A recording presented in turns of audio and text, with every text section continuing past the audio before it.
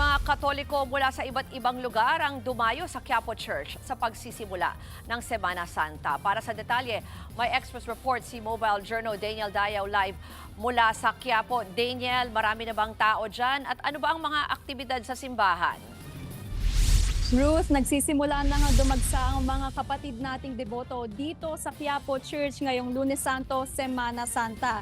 Nagsimula ang misa kaninang alas 5 hanggang alas 8 ng gabi at mas maraming tao rito kumpara kaninang hapon, no? At ilan sa mga deboto ay galing pang Batangas, Pampanga at Cavite. Pumunta sila rito para magbisita iglesia at bagamat mahal ang pamasahe, parte raw ito ng kanilang personal na budget at debosyon. Isa rin sa tradisyong magaganap dito sa Quiapo ay ang pabasa o pasyon ngayong Lunes at Martes Santo, alas 3 yan ng hapon. So tuloy din ang prosesyon ng itim na Nazareno sa Biyernes Santo. Sa ngayon, Ruth, wala pang ibinababa na ruta ang simbahan para dyan, pero inaasahan din ang mas maraming dadagsang deboto habang papalapit ang mga susunod na araw ng Holy Week. Samantala, Ruth, may ilang tindera rin sa labas ng simbahan na umaasa na mas maraming benta ngayong linggo dahil matumal daw ang benta ng mga nakaraang araw, no? At patuloy din naman ang maayos na payapa at sitwasyon dito sa paligid ng simbahan. Dala yan ng pagmamatsyag ng mga otoridad habang inaasahan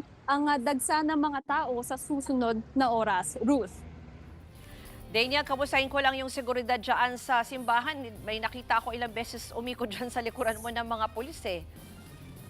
Yes, Ruth, meron na tayong mga otoridad na nag-iikot-ikot dito, no? Particularly kapag tapos na ang misa. At kanina lang ay lumibot ako dito sa Quiapo at nakita natin na dito sa may Quezon Boulevard, dito sa may Carriedo Street at sa Plaza Miranda ay napapalibutan tayo ng mga otoridad. Ito ay to guarantee the safety daw ng mga debotong pupunta dito sa Quiapo Church, Ruth.